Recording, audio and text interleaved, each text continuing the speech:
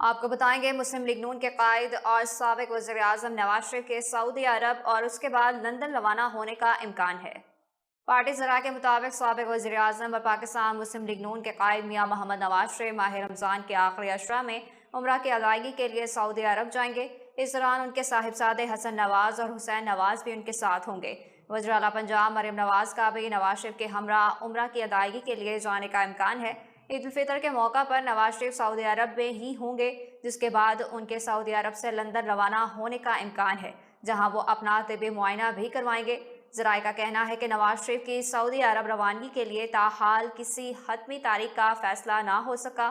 ان کی سعودی عرب روانگی میں تاخیر سینٹ جنرل الیکشن اور حسن نواز کے سسر کی بیماری کے باعث ہو رہی ہے۔ واضح رہے کہ وزیر اعظم شہباز شریف کا بھی ماہ رمضان کے آخری اشرا میں عمرہ کرنے کے لیے سعودی عرب جانے کا امکان ہے۔